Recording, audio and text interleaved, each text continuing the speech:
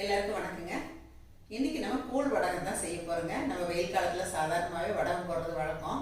அந்த வகையில் இன்னைக்கு நான் உங்களுக்கு கூழ் வடகம் செஞ்சு காட்ட போறேன். இந்த கூழ் வடகத்துக்கு நான் ரொம்ப குறைவான அளவு தான் மாவு எடுத்து செய்கிறேங்க. நான் ஆல்ரெடி பச்சரிசியை அரைச்சி எடுத்து வச்சிருக்கேன். நம்ம பச்சரிசியை எப்படி அரைக்கணும் அப்படிங்கிறது இப்போ நான் உங்கள்கிட்ட சொல்லிடுறேன். 5020 பச்சரிசி அப்படி இல்லைன்னா ரேஷன் பச்சரிசி எடுத்துக்கோங்க. 1 கிலோவுக்கு 100 கிராம் ஜவ்வரிசி எடுத்துக்கங்க. ஜவ்வரிசி மாவு ஜவ்வரிசியாகவும் இருக்கலாம், நைலான் ஜவ்வரிசியாகவும் இருக்கலாம். ஜவ்வரிசியை லேசாக வானலியில போட்டு சூடு ஏற்றினீங்கனாலே போதும். ஒரு 2 நிமிஷம் சூடு ஏற்றிட்டு அதை தனியாக எடுத்து வச்சிருங்க. அதே மாதிரி அரிசியை நல்லா களைஞ்சிட்டு 2-3 முறை நல்லா களைஞ்சிட்டு தண்ணியை வடிச்சிட்டு நல்லா வெயிலில் காய போட்டுருங்க. ஒரு நாள் வெயிலில் காய்ஞ்சாலே போதும். இப்போ நல்லா வெயில் அடிக்குது. அந்த நல்லா காஞ்சிருக்க அரிசியோட இந்த ஜவ்வரிசியையும் கூட சேர்த்து மெஷினில் அரைச்சிட்டு வச்சுக்கலாம். 1 கிலோ பச்சரிசிக்கு 100 கிராம் ஜவ்வரிசி போதுமானதுங்க. இதை அரைச்சிட்டு வச்சுட்டு நம்ம தேவைப்படுறப்ப நம்ம வடகம் காய்ச்சிக்கலாம். வெங்காய வடகம் போடலாம், குச்சி வடகம் போடலாம், கூழ் வடகம் காய்ச்சிக்கலாம். நமக்கு என்ன வடகம் தேவையோ அந்த வடகம் செஞ்சுக்கலாம். அந்த வகையில் நான் பச்சரிசி மாவு 2 கிலோ அரிசிக்கு 200 கிராம் ஜவ்வரிசி போட்டு அரைச்சி எடுத்துட்டு வச்சிருக்கேங்க. இதை அப்பப்போ கொஞ்சம் கொஞ்சமாக காய்ச்சிக்கலாம் அப்படின்னு முடிவு பண்ணேன். இன்னைக்கு நான் ரொம்ப குறைவான அளவு 1 டம்ளர் மட்டுமே போட்டு கூழ் வடகம் உங்களுக்கு செஞ்சு காட்ட போறேங்க.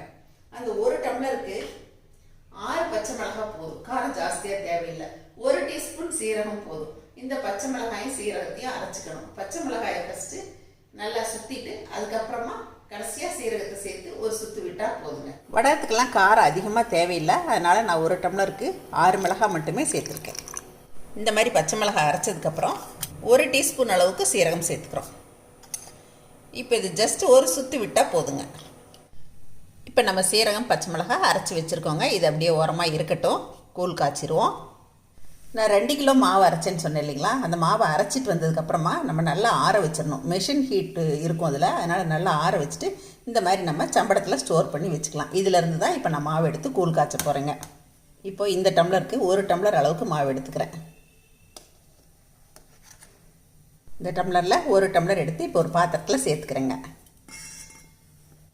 இப்போ இதை தண்ணி விட்டு கரைச்சிக்கலாம். இப்போ 1.5 டம்ளர் தண்ணி விட்டுருக்கேங்க. இதில் இன்னும் கூட கொஞ்சம் தண்ணி விட்டுக்கலாம். மொத்தம் இதில் 2 டம்ளர் தண்ணி விட்டுருக்கேன். பாருங்கள், இந்த அளவுக்கு கரைச்சாச்சு. இப்போ நம்ம கூழ் காய்ச்சிடலாம். வடகத்துக்கு கூழ் காய்ச்சும் போது அடி கனமான பாத்திரம் வச்சுக்கிறது நல்லதுங்க. நான் இன்றைக்கி ப்ரெஷர் பேன் தான் எடுத்திருக்கேன். தண்ணி தேவையான அளவுக்கு வச்சுருக்கேன். இப்போ கொதிச்சிட்ருக்க தண்ணியில் கொஞ்சம் நம்ம வெளியில் எடுத்து வச்சுக்கலாம். இப்போ தண்ணி நல்லா கொதிச்சிருச்சு. அடுப்பு கொஞ்சம் லோ ஃப்ளேமில் வச்சுக்கலாம். இப்போ நம்ம கரைச்சி வச்சுருக்க இந்த மாவு கலவையை இதில் சேர்த்துடலாங்க. சேர்த்துட்டு ஒரு கையில் ஊற்றிக்கிட்டு ஒரு கையில் அப்படியே கிளறிக்கணும். கிளறிட்டே ஊற்றணும், இல்லைன்னா கட்டி பிடிச்சிரும். இதுக்கெல்லாம் தண்ணி அளவு கிடையாதுங்க. அதே மாதிரி பக்கத்துலேயே நம்ம வெந்நீர் வச்சுக்கணும். நான் நல்ல அடுப்பை ஹை ஃப்ளேமில் வச்சு தான் கிளறிட்டு இருக்கேங்க. பாருங்கள், கொதி பிடிச்சி வர ஆரம்பிக்குது. இப்போ பாருங்கள், மாவு ஊற்றி ஒரு 2-3 நிமிஷத்துலேயே இந்த அளவுக்கு கெட்டிப்பட்டுருச்சு.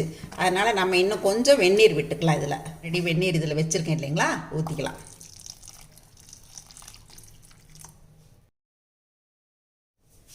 ஒரு டம்ளருக்கு 1 டேபிள் ஸ்பூன் தான் உப்பு சேர்க்குறேங்க.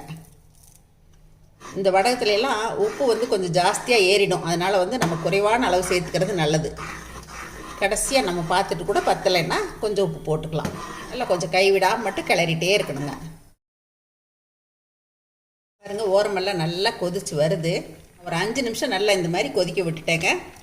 இப்போ நம்ம அரைச்சி வச்சுருக்க இந்த பச்சை மிளகாய் சீரக விழுத சேர்த்துடலாம். பச்சை மிளகாய் சீரகம் சேர்த்ததுக்கப்புறம் நல்லா கலந்து விட்டுக்கலாம். அவ்வளோதாங்க, ஒரு 10 நிமிஷத்தில் இந்த கூழ் காய்ச்சிடலாம். அவ்வளோதான். இப்போ நல்லா கலந்து விட்டாச்சுங்க. இப்போ அடுப்பை ஆஃப் பண்ணிடலாம். இப்போ அடுப்பை ஆஃப் பண்ணதுக்கப்புறமா ஒரு அரை எலுமிச்சம்பழம் பிழிஞ்சு விட்றேங்க. இதில்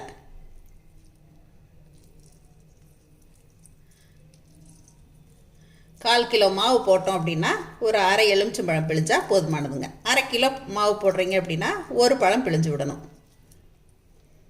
பாருங்கள், இப்போ நம்ம கூழ் ஊற்றுற கண்டிஷனில் இருக்குது. நம்ம வெளியில் கொண்டு ஆற வச்சோன்னே பாருங்கள், இந்த மாதிரி கொஞ்சம் கெட்டிப்பட்டுருச்சு. இந்த மாதிரி கெட்டிப்பட்டுருச்சு அப்படின்னா நம்ம கொஞ்சம் வெந்நீர் விட்டுக்கலாங்க. இதில் கொஞ்சமாக வெந்நீர் விட்டுக்கிறேன். வடகம் ஊற்றுறதுக்கு இது சரியான பக்குவமாக இருக்கும். இந்த அளவுக்கு இருக்கணும். இப்போ நல்லா கலக்கி வச்ச கூழ் கலவையை ஒரு பாத்திரத்துக்கு எடுத்துக்கலாங்க. வடகம் ஊற்றுறதுக்கு முன்னாடி இந்த மாதிரி நான் ஒரு டேப் கட்டில் போட்டு ஒரு புடவை துணி வந்து நல்லா நனைச்சி போட்டுட்டேங்க. ஈரத்தில் நனைச்சி இறுக்கி பிழிஞ்சு இதில் போட்டாச்சு. பாருங்கள், ஒரு குட்டியான கரண்டி எடுத்துகிட்டு அப்படியே சின்ன சின்ன வடகங்களாக ஊற்றுறேன்.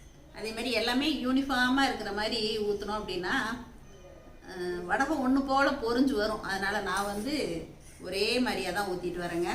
நீங்கள் வந்து ஒரு படியெல்லாம் போட்டு காய்ச்சிறீங்க அப்படின்னா ஹெல்ப்புக்கு யாராவது வச்சுட்டு பண்ணுறது நல்லதுங்க.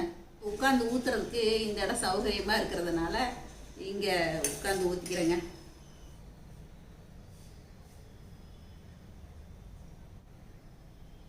கொஞ்சம் நம்ம பொறுமையாக ஊற்றினோம் அப்படின்னா ஒன்று போல் வருங்க. இப்போ நான் இந்த காய்ச்சின கூழ் எல்லாத்தையுமா வடகங்களாக ஊற்றிட்டு வந்துடுறேங்க.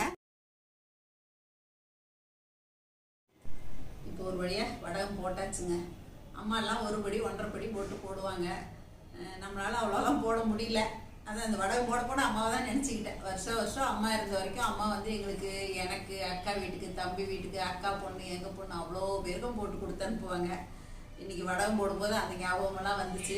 சரி, நம்ம கொஞ்சம் கொஞ்சமாக போட்டு வடகம் போட்டுடலாம் இந்த வருஷம் அப்படின்னு சொல்லிட்டு இப்போ கூழ் வடகத்தில் ஆரம்பிச்சிருக்கேங்க. அடுத்து நான் என்னென்ன வடகம் போடுறேன் எல்லாத்தையுமே உங்களுக்கு வீடியோவில் கொடுக்குறேங்க.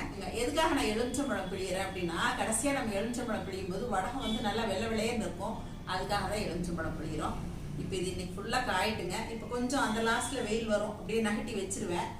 காஞ்சதுக்கப்புறமா நம்ம தண்ணி தெளித்து எடுக்கணும். எடுக்கிறது எல்லாத்தையுமே உங்களுக்கு நான் வீடியோவில் காட்டுறேங்க. காயிட்டும் பார்க்கலாம். நான் இந்த வடகம் போடும்போது காலையில் எழுந்திரிச்சோடனே வெயில் வர்றதுக்கு முன்னாடியே போட்டுட்டேங்க. அப்புறம் வெயில் வந்ததுக்கப்புறமா இப்போ பாருங்கள், வெயில் இருக்கிற இடத்துல நான் வந்து நல்லா இழுத்து வச்சுட்டேன். மொட்டை மாடியாக இருந்தால் ஒரே நல்ல வெயிலில் காஞ்சிரும்.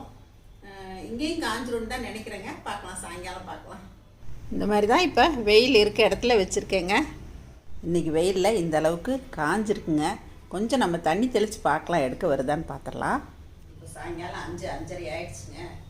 நல்லா மத்தியானம் சாப்பிட்டுட்டு 3:30க்கு மேலே படுத்து ஒரு தூக்கம் தூங்கியாச்சு. இப்போ இதை அப்படியே ரெட்டையாக மடித்து விட்டு தண்ணி தெளித்து விட்டுலாங்க. பாருங்கள், ஈஸியாக எடுக்கிறதுக்கு வருது. இப்போ வடகம் எல்லாமே துணியிலேருந்து நான் தண்ணி தெளித்து எடுத்துட்டேங்க.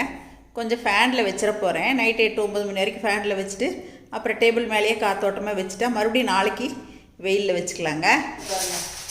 நேற்று ஒரே நாள்லேயே ஓரளவுக்கு காஞ்சிச்சு. இன்றைக்கி காலையிலேருந்து இப்போ 11 மணி வரைக்குமே கொஞ்சம் நேரம் நான் வெயிலில் வச்சுட்டேங்க. நல்லாவே பொரிக்கிற அளவுக்கே காஞ்சிருச்சுங்க. அடிக்கிற வெயிலுக்கு சட்டுன்னு சீக்கிரமாக காஞ்சிருச்சுங்க. இப்போ நான் இதை உங்களுக்கு பொரிச்சு காட்டிடுறேங்க. இப்போ நான் 2 தட்டில் எடுத்து வச்சுருக்கேங்க. ரெண்டுமே மறுபடியும் இன்றைக்கி வெயிலில் வச்சு தான் எடுத்து வச்சுருக்கேன். பாருங்கள், நல்லா சுக்காக காஞ்சிருச்சு. இப்போ நம்ம பொரிச்சிடலாம். வடகம் பொரிக்கிறதுக்கு நான் கடலை எண்ணெய் தான் ஊற்றி வச்சுருக்கேங்க. எண்ணெய் நல்லா காஞ்சதுக்கப்புறமா இப்போ வடகம் சேர்த்துடலாங்க.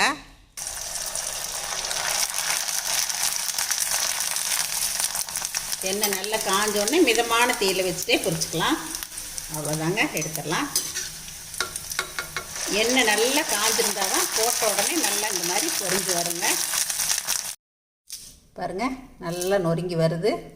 டேஸ்ட் பண்ணி காட்டுறேன். நல்லா கரகரா மொறுமொறுப்பாக வந்துருக்குங்க. இதே அளவுகளோட கண்டிப்பாக நீங்களும் ட்ரை பண்ணி பாருங்கள். வடகம் போடுறது ஒன்றும் பெரிய வேலையே கிடையாதுங்க.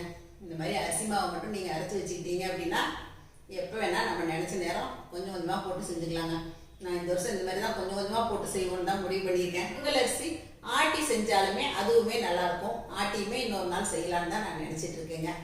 இன்றைக்கி நான் செஞ்சு காட்டினேன் இந்த கூழ் வடகம் உங்களுக்கும் பிடிச்சிருக்குன்னு நினைக்கிறேன். அது பிகினர்ஸ்க்கெல்லாம் வந்து ரொம்ப ஈஸியாக போடுற மாதிரி நான் சொல்லி கொடுத்துருக்கேன்.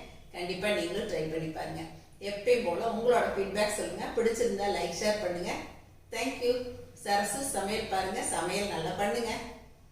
சரசஸ் ஃபுட் ப்ராடக்ட்ஸ் பொடி வகைகள் தேவைப்படுறவங்க இங்கே கொடுத்துருக்க வாட்ஸ்அப் நம்பரில் காலை 10 மணி முதல் மாலை 6 மணி வரை எங்களை காண்டாக்ட் பண்ணி வாங்கிக்கலாங்க.